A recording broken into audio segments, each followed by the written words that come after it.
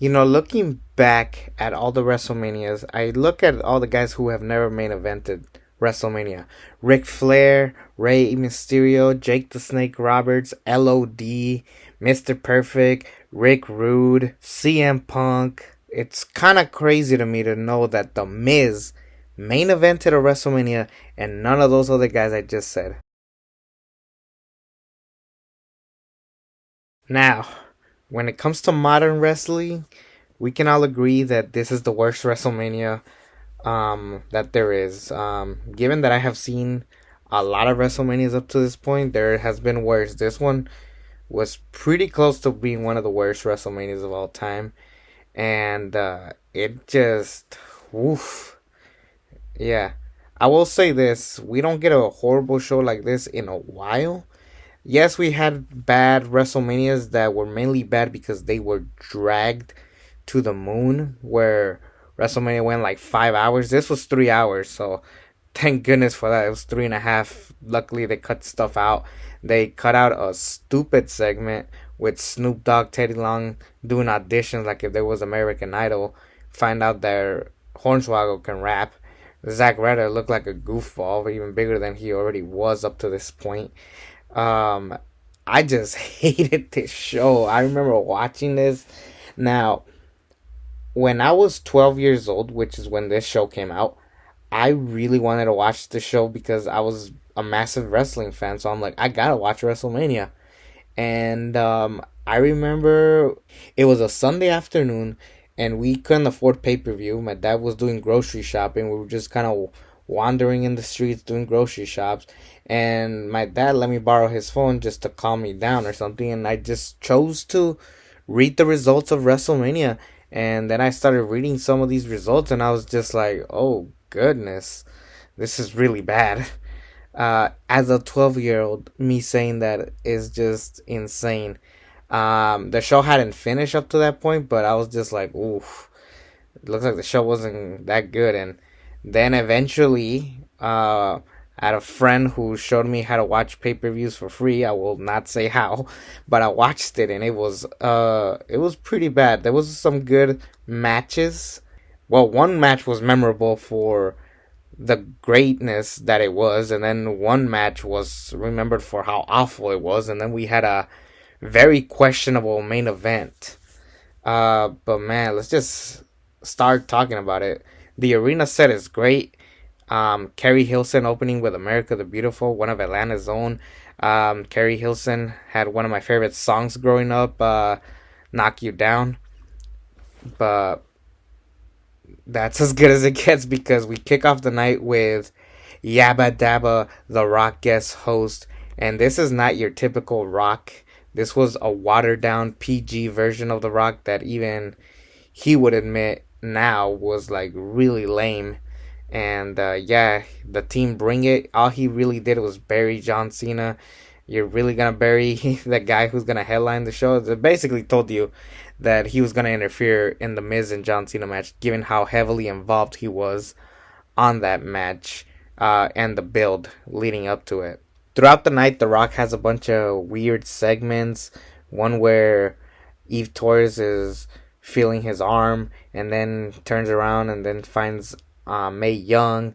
The only real cool segment was that The Rock and Stone Cold had a face-off, just staring down each other. The worst one of them all was him and Pee Wee Herman being the biggest John Cena fan. Of course, they had like the goofiest celebrity they could find be the biggest John Cena fan. You had Mean Gene dressed like John Cena looking ridiculous. It was just really bad, and it was just, man, this Rock was not it. He really wasn't. But now let's just talk about the wrestling because I just want to get this show out the way. Edge and Alberto Del Rio for the World Heavyweight Championship. Alberto Del Rio winning the first and only 40-man Royal Rumble. Last eliminating Santino Marella because, man, they really didn't care about the Royal Rumble either around this point. They really were heavily pushing Alberto Del Rio like he was going to be the next top guy, and he never was. He could have if he had changed his attitude and was less bitchy, I would say. The story was like Edge getting revenge for Christian, and stuff. But I feel like this story would have worked if Alberto Del Rio was just this guy who was beating up everybody left and right, and then he was gonna break Edge's arm, only for Christian to make his comeback to help even the odds against Alberto Del Rio.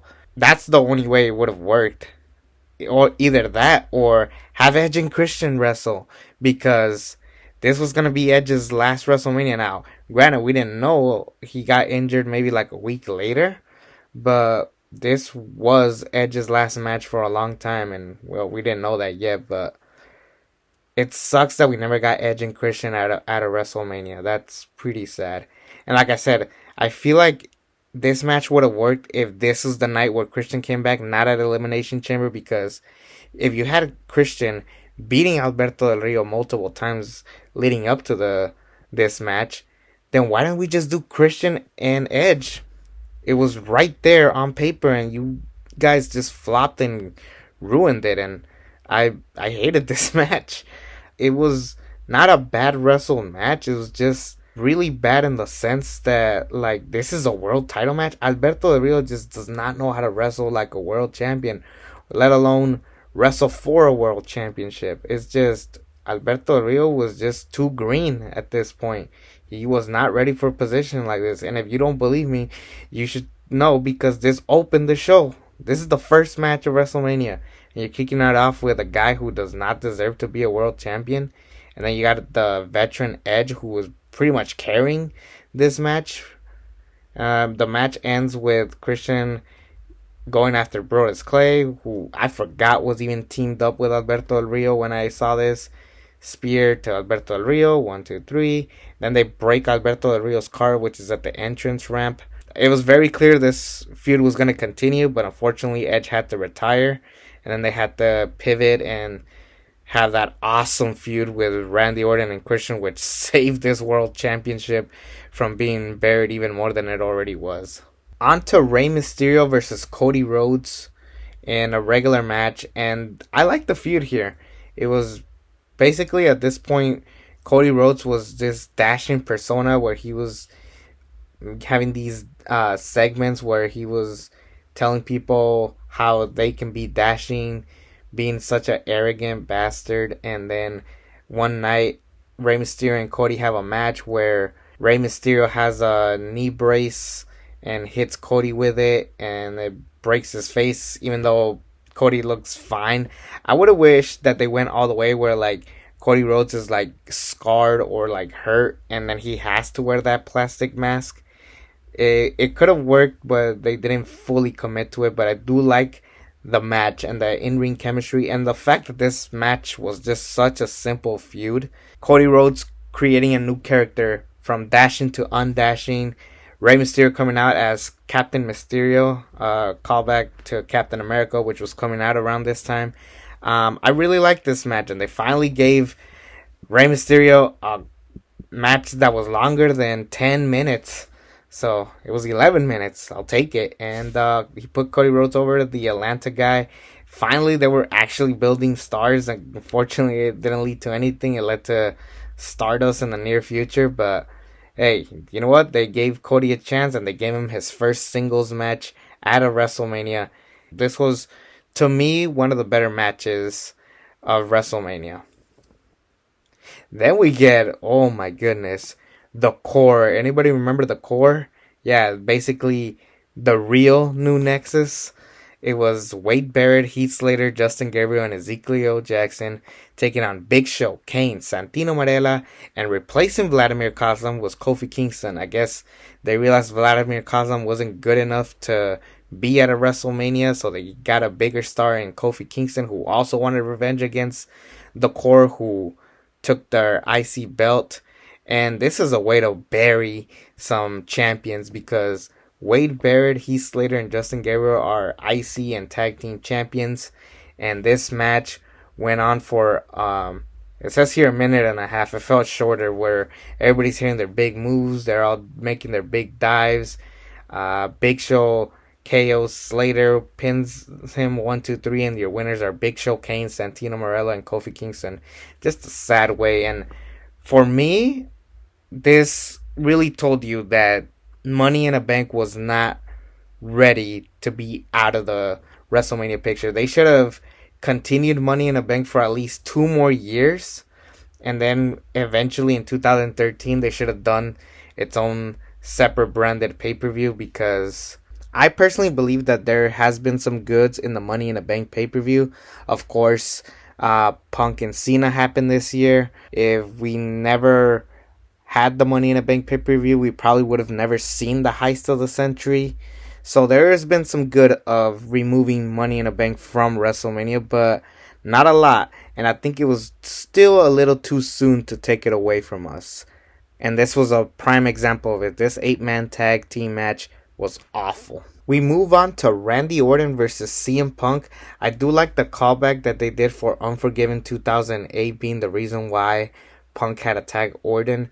But prior to this moment, both men were working as heels in 2009. They even teamed up in Survivor Series. Obviously, you can't book that far in advance, but I feel like Punk and Randy was kind of a too little too late kind of feud. And then CM Punk recruiting the Nexus, forming the new Nexus, only for Randy Orton to punt all of them on the way. The feud was terrible.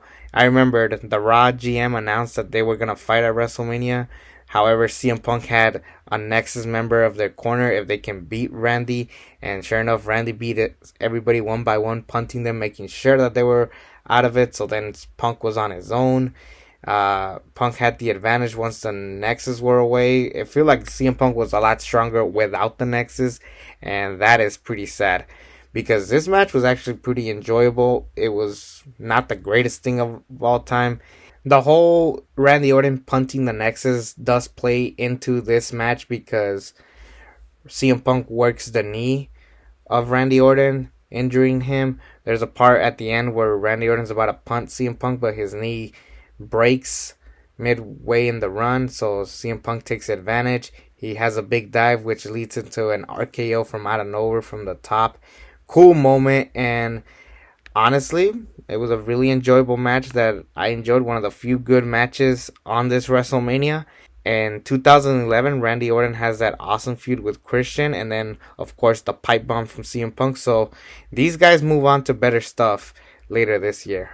We move on to the WWE Hall of Fame class of 2011, and we had a pretty stacked Hall of Fame. I say this all the time, and it has one of the more controversial Hall of Famers, that being Sunny, because later in the year she gets arrested and then she goes on a downward spiral. She looked hot here, but we all know how terrible of a human being she is, and she got ugly.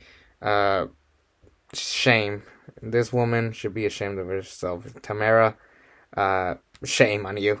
But let's talk about all the other positive ones. Bullet Bob Armstrong, Abdullah the Butcher, Hacksaw Jim Duggan, the Celebrity Wing, which is very divisive on whether or not this person deserved it, but Drew Carey, he really only participated in the 2001 Royal Rumble, and even then he wasn't really that famous up to that point.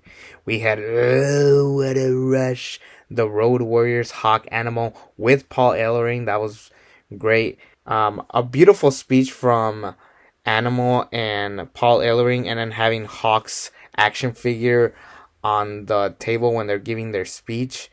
This is probably the reason why John Laurinaitis became general manager and a in-ring character, which was very terrible if you ask me. So that's the only unfortunate part of the Road Warriors being in the Hall of Fame, but well deserved nonetheless.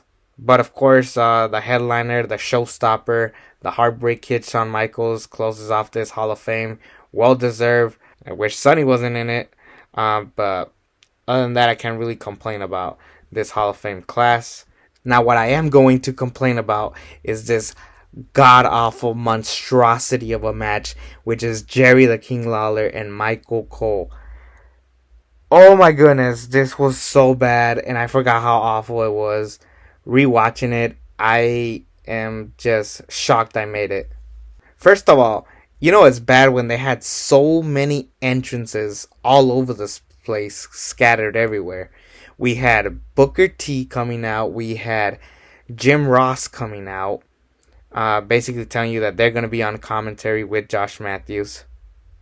Michael Cole comes out cutting a promo saying that he's going to be the new Mr. WrestleMania now that Shawn Michaels is retired. Jack Swagger, who has been training Michael Cole, even though we didn't see any training montages, he was just on the corner of Michael Cole. That's all he did. That is your former world champion. Last year he won Money in the Bank. This year Jack Swagger is on the corner of Michael Cole. Then Stone Cold comes out because we all forgot that he was in the referee of this match. He had one segment where he stuns JBL and steals the contract away from him, making him the referee. And then Jerry the King Lawler comes out. So the entrances themselves are scattered. If you were going to have Stone Cold, what I would have done, I would have had Jerry Lawler and Michael Cole come out separately. And then they say, mysteriously, allow me to introduce you the special guest referee. And then Stone Cold comes out. The match goes like 2 minutes or something. And then we move on. But no, this match went on 13 minutes. Jerry the King Lawler beats up Jack Swagger like he's nothing.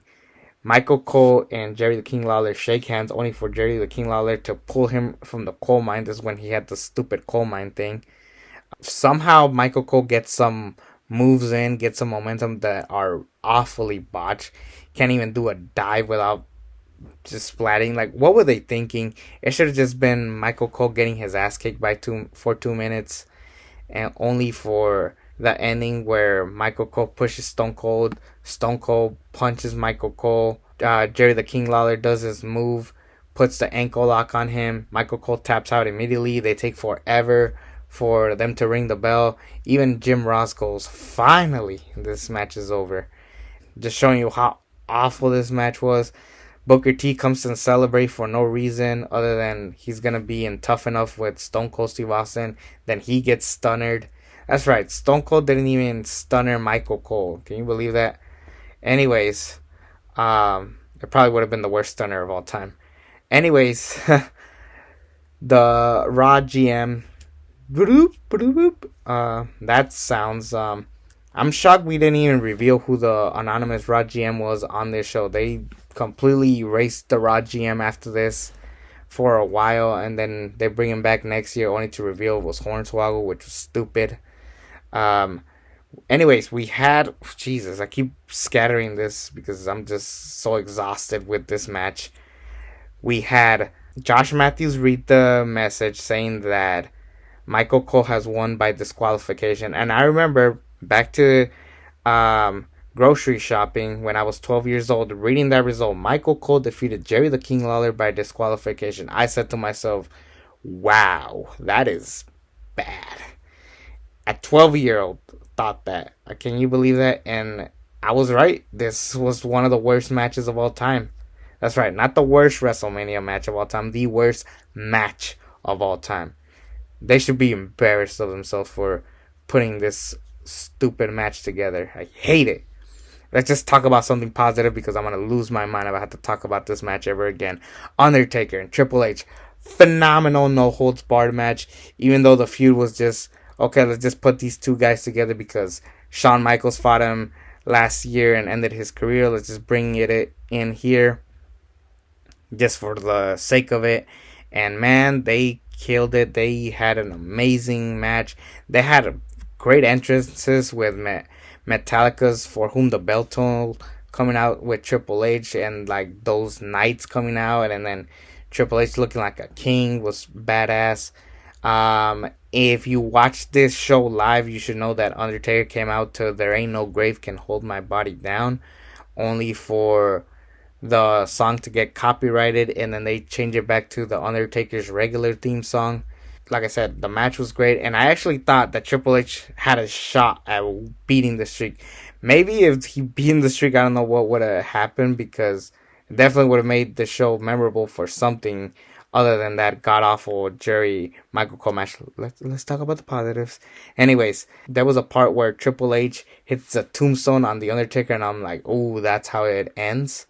No, the match continued, and more moves were thrown, but the finish was perfect with Undertaker having no energy left. He manages to pull the Hell's Gate.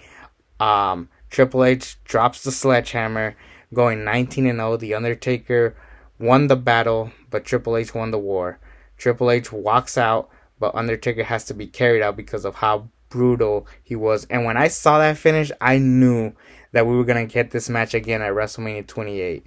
I just knew it. This is probably the most underrated match of that series, probably the weakest, but it still doesn't take away for how awesome this match really is. And I'm not just saying that because it is inside one of the worst WrestleManias of all time. Go back and watch this match. It is really good. The show continues to give you a lot of awful curveballs, and the next one, even as a kid, I was not looking forward to this match, but it was John Morrison, Trish Stratus, and Snooki versus Dolph Ziggler and Lay Cool. At this point, Dolph Ziggler was already buried. They moved him to Raw, which led to nothing except a U.S. title run, but that's much later. Lay Cool was on the way out. So really, it was they needed a celebrity for some reason. Snooki is considered a celebrity. John Morrison and Trish Stratus basically try to help Snooki look good. Side note, Snooki came out to Get Crazy by LMFAO. I'm a little shocked that Party Rock Anthem was not the theme song to WrestleMania, given how much they played that song over and over in 2011. LMFAO, I don't even know whatever happened to those guys. And I'm going to be honest, I don't care. The only thing that people are really going to talk about is Snooki's performance and whether or not it delivered. If that delivered, then this match delivered. And it did not deliver. Snooki just did this really awful backflip where she bumps into Michelle McCool. Michelle McCool sells it like she got hit by a bowling ball, even though Snooki is shaped like a bowling ball. Snooki gets the pinfall victory. Trish and John Morrison celebrate, but John Morrison keeps pushing Trish Stratus out of the way because deep down he wanted Melina. This was just a way to hype up Jersey Shore and also to hype up Tough Enough. They actually had all the Tough Enough competitors appear on the crowd. But I really didn't care about this match. John Morrison and Dolph Ziggler, two great wrestlers. Yeah, like I said, they really did not need to get rid of Money in the Bank yet, especially when you're going to get garbage like this. But then we get on to the main event. Let's get it over with. The Miz and John Cena. The fact that The Miz is only his second WrestleMania in. Yes, Brock Lesnar's debut WrestleMania match was the main event, but that's different. That's Brock Lesnar. He looked like a credible top guy. The Miz, give me a break. All he did is sneak in, cash in the middle of the whole Nexus angle just to keep the Nexus away from that WWE Championship. And man, this could have been the perfect way. If they had booked the Nexus perfectly, this would have been Wade Barrett and John Cena, and they could have been a great match to cap off the feud if it was an actual good feud. But the Nexus was dead and buried. Option C, I guess, was The Miz. They could have done other cool stuff around this point, but really the only thing that mattered was John Cena and The Rock. Really, The Miz was an afterthought in this whole feud. The WWE Champion was an afterthought. Can you believe that? Anyways, we had The Miz come to this super cool promo, the You Can Hate Me Now, which was good. And he had a great, awesome entrance with the words awesome balloons coming out. Alex Riley, Jesus, what was he doing? Yeah, the fact that Alex Riley was at one point going to be the next face of the company. Yeah, I don't know what happened with the drama between Cena and Riley, but Alex Riley was never a good wrestler. Let's just call it like it is. John Cena coming out to these pastor preachers was silly. Like with them singing John Cena's theme song, "Your time is up, my time is now." I didn't like it. Weird entrance. I'm not against Christianity or any religion of some sorts, but this entrance didn't fit John Cena. It was really weird. The match, you can tell that The Miz is not a good main event star. The Miz and John Cena have good matches, but not for the main event at WrestleMania. The Miz is the Jeff Jarrett of the WWE. He's a great mid-card talent, very important when you need him, but when you put him in the world title picture, you question yourself and you say, why did I do that? That's really how I see The Miz. Really, it was a 2-on-1 handicap match for the most part. Alex Riley was super annoying. But the unfortunate part of this was when John Cena ran to go after The Miz into the crowd. The Miz has this awful bump where he bumps his head and has a mild concussion. That was just brutal. And then it ends in a draw, and only for The Miz to retain. The Rock comes out, the GM, the anonymous Raw GM comes out, thinks something. The Rock yells at the computer, "It doesn't matter what you think." He gets on the microphone and then says, "This match is not over. WrestleMania is not over. Restart this match. It'll be no DQ now." Screws over John Cena after talking all that smack to him. Basically hyping up Rock and Cena for next year. This was just one big commercial for next year's WrestleMania, and it sucks for Atlanta because basically they told you we're just a preview for next year, which we're not even gonna get. So, pretty sad. And then The Miz wins, but he doesn't even remember it because he was concussed. And then to top it off, The Rock beats the crap out of him, and The Rock stands tall. Awful way to end WrestleMania. Made The Miz look bad. So technically, The Miz won the main event of WrestleMania 27 twice. Once in a draw, and the other one because of the help of The Rock. And he became an afterthought. So much so that he was just in a random put together tag team match next year, which we'll get to next year. I'll talk about that when I get to it. But this, I didn't like it. I personally would have wished that we had a proper Nexus storyline leading up to here. Miz does not deserve to be WWE champion.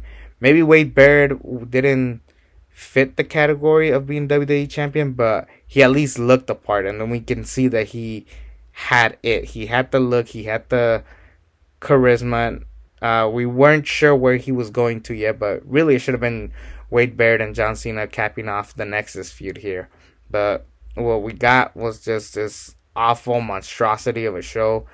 Again, the undercard, it looked like it had potential. It had some solid matches. Cody and Ray. I like Randy and Punk.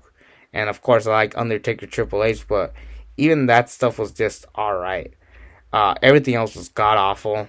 They cut out Daniel Bryan and Sheamus because they didn't have enough time to. But they gave it to Michael Cole and Jerry the King Lawler. Jerry the King Lawler's whole story was that he wanted to fight at WrestleMania.